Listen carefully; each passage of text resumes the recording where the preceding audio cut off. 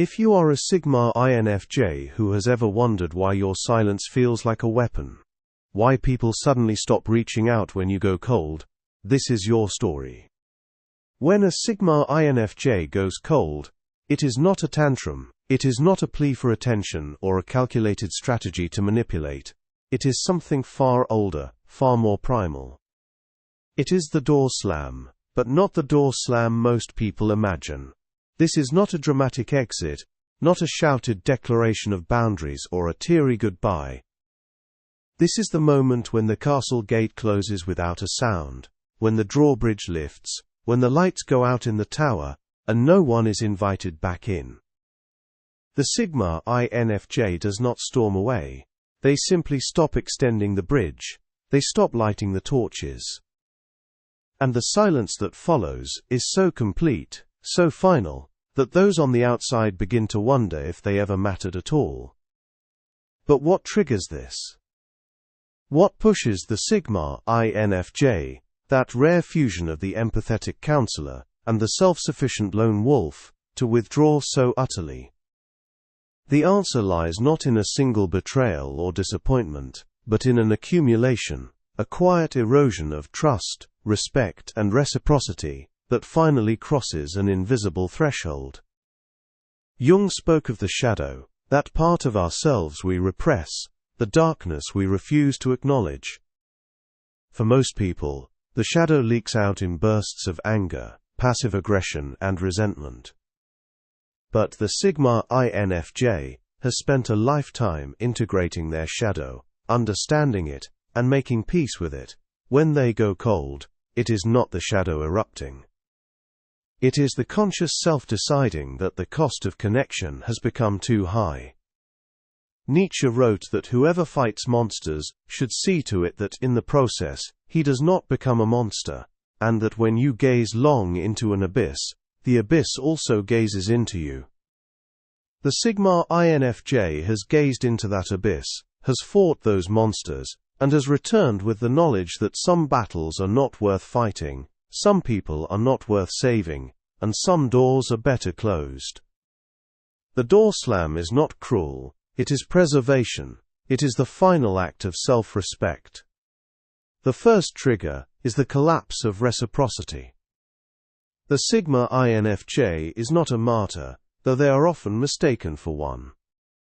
They give deeply, listen intently, and show up when others need them, but they do so with an implicit understanding that relationships are exchanges of energy, not one-way channels. They do not expect perfection, do not demand constant attention, and do not need grand gestures. But they do expect that when they extend themselves, when they offer vulnerability, time, or insight, there will be some acknowledgement, some return, however small. When that reciprocity vanishes, when the Sigma INFJ begins to notice that they are always the one checking in, always the one remembering, always the one offering support while receiving none, something inside them begins to shift. They do not confront immediately. They observe, they test, they give one more chance, then another, then another. They ask themselves whether they are being unreasonable, whether their expectations are too high, and whether they are imagining the imbalance.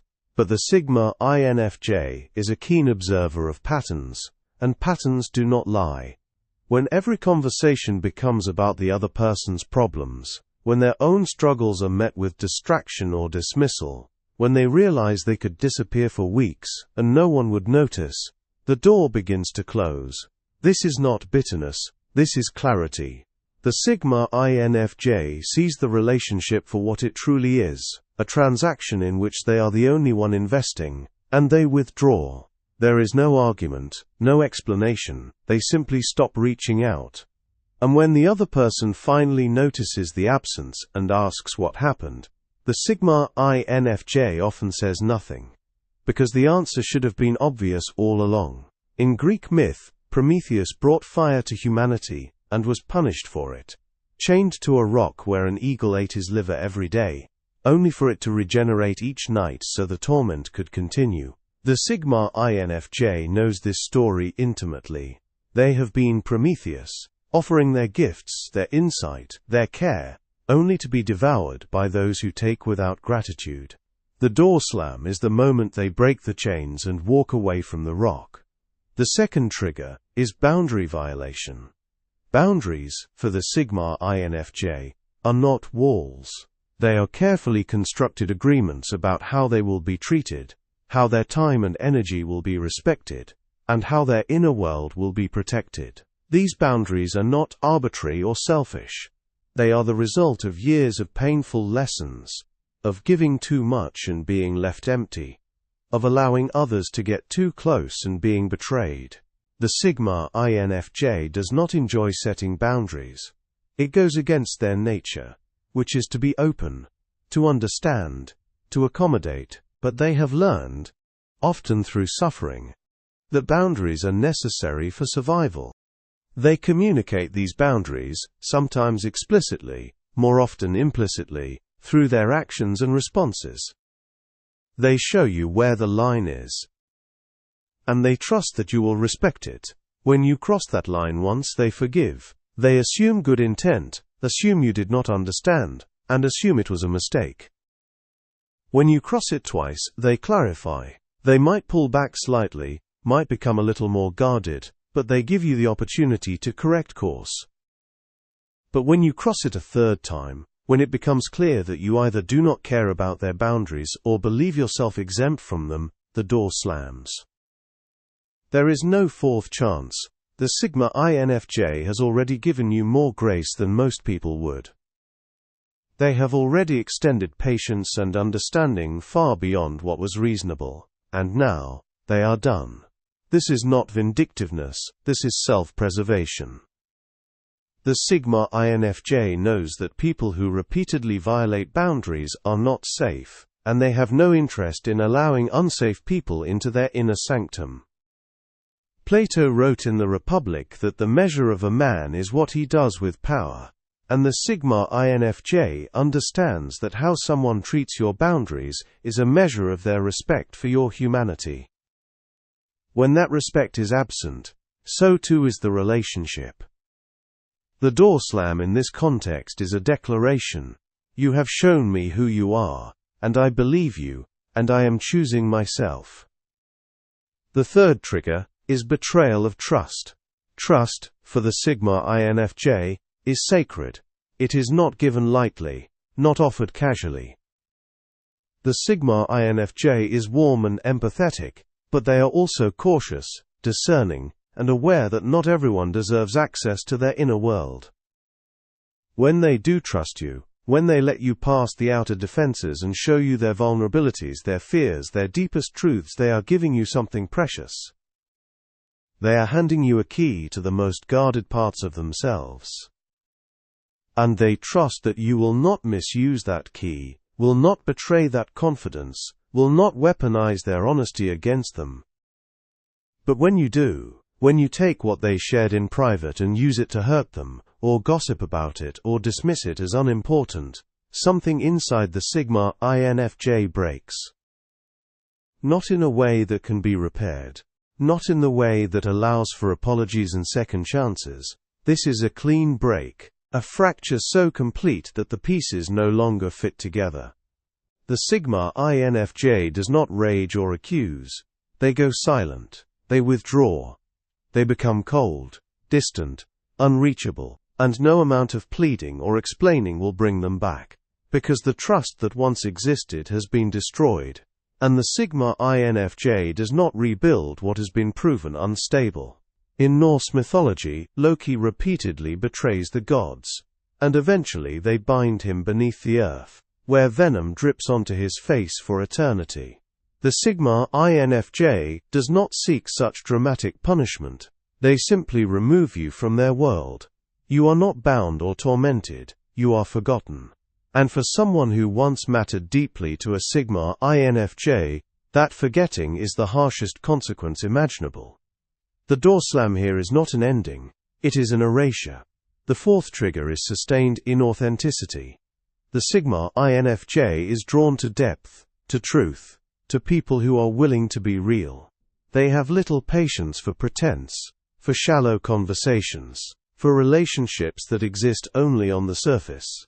But they also understand that not everyone is ready for depth immediately, that some people need time to open up, to feel safe, to trust. The Sigma INFJ is willing to wait, to create space for authenticity to emerge. But when it becomes clear that the other person has no intention of being real, when every interaction is performative, when the mask never comes off, the Sigma INFJ loses interest.